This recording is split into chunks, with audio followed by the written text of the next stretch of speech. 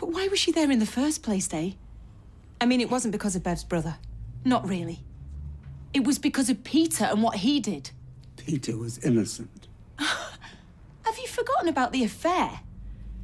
What Peter did with Tina is no different than what I did with Tony, and nobody died because of us. No, I wouldn't shine a light on that if I were you. But whatever I've done, at least I'm here. I don't see Peter. After everything he put Mum through, he couldn't even be bothered to come to her funeral. This isn't about Peter. Oh, no, you started this.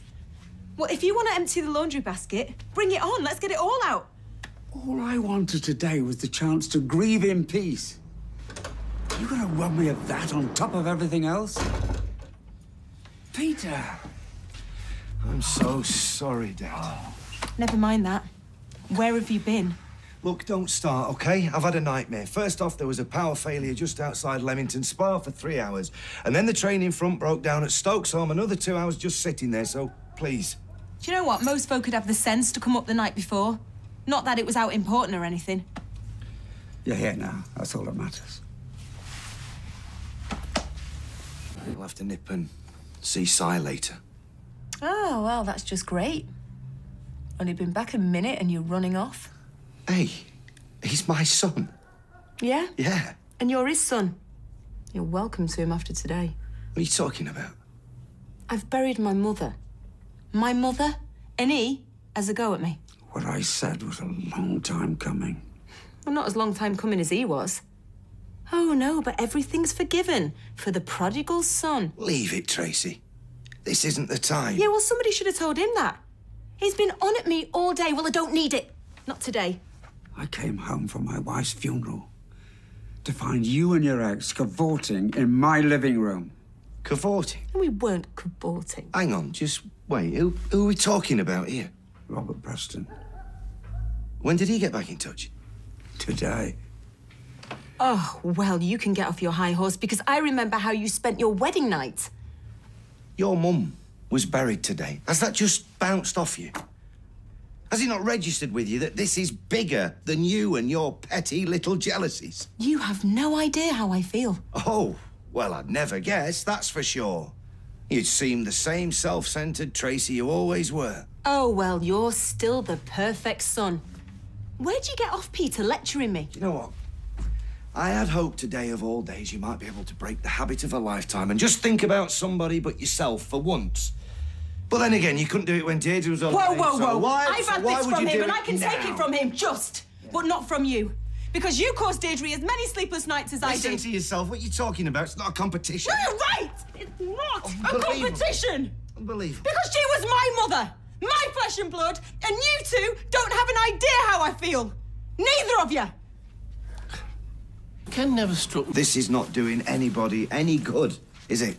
What, you reckon? Because I'm only just getting warmed up. Warming up? What do you think this is, Tracy? Don't bother trying to reason with her.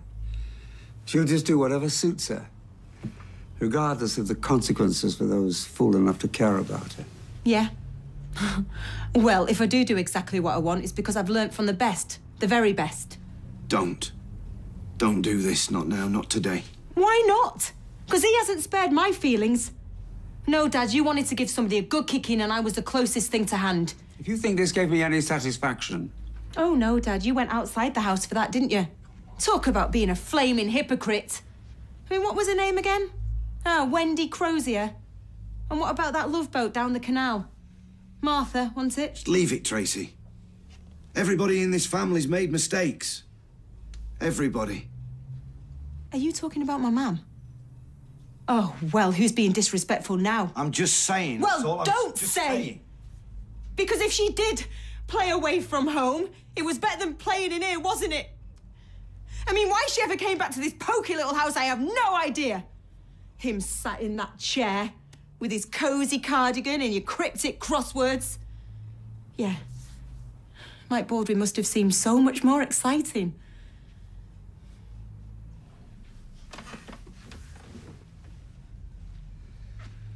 For a lie down. Oh, yeah. That's it, Dad. Run off. Truth hurts, doesn't it? Leave him alone. Come back in here. Have you not done enough damage for one day? Oh, well, you would defend him, wouldn't you? Because you're a chip off the old block. There's no comparing some of the things that I've done with him. Well, I suppose you did have a conscience to drown. But he betrayed Mum off half a bitter. What are you trying to achieve by this? I'm just trying to get him to understand what it feels like to be me. Ah, just another sob story. Yeah, well, it needs telling, because I am sick of it. Everything that goes wrong, I always get the blame. Well, if I did play a part in Mum's death, and I do have blood on my hands, then so do you, and so does he! You're right. I did give Deirdre grief. And the simple truth was her life was better off without me in it. Hers and everybody else's round here. But at least, you know, I had the decency to leave. She didn't want me to leave. Oh, and that's the reason you hung around? No, I don't think so. You never paid any attention to what Deirdre wanted, Tracy, or you would have changed years ago. Don't give me that. Yeah, well, it's not that easy, is it? I mean, I would have thought you, beyond anybody else, would know that. I do. But God knows I'm trying, whereas you, it seems to me, you're just gonna carry on repeating the same mistakes over and over and over again. Well, at least I haven't got anybody to hurt now, have I? Apart from myself. If only that were true. What about Amy? You know, when I think about Amy, I'm scared for her. And I know that Deirdre was scared for her too. How dare you? How dare you judge me on how I raised my child after all you've done to Simon? But Amy's a bright girl. She can see how you live your life, and that's going to dictate her future, who she turns out to be. Do you understand? What? You got your crystal ball out, have you? I don't need one. One of two things is going to happen, OK? She's going to take you as a blueprint and be just as hated by the people around here as you are, and just as alone. No, because she'll always have me. Yeah, until she drives you into an early grave, the same as you did with Deirdre. But personally, I hope I'm banking on things going the other way. All right. Oh, well then, come on, Mystic Meg. This has got to hear. I hope. No, in fact, I would pray if I thought it would make any odds. I hope that she sees how much people despise you on this street. I hope she hears about every rotten trick you've pulled and every bridge that you've burnt, and she comes to hate you for it. You really hope that? I'd sooner she hated you than was hated by the whole world. Because unless you do something about it, those are her only choices. Her only choices. There might still be time.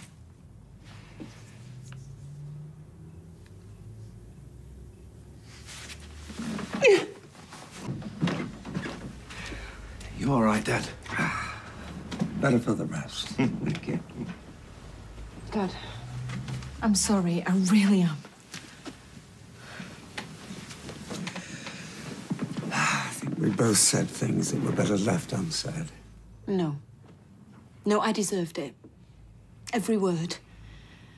I don't know, it's just the things I do. I run away with myself. I can't help it. I think the less people thought of me, then the less I cared what they thought. But I'm gonna change. Really? No, I mean it. I mean, Mum dying, it's been a wake-up call. I'm gonna sort myself out. I'm gonna be a better person for Amy's sake. Well, you can start by helping me make a brew, then. Come on.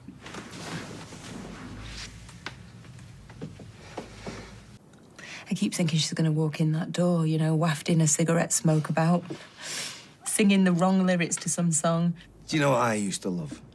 I used to love it when something used to make her laugh, you know, especially if she'd had a drink, and she'd get so hysterical that she'd have tears running down her cheeks. Totally uninhibited. Joyous, wasn't it? And entirely without malice or side. Mm. That was her.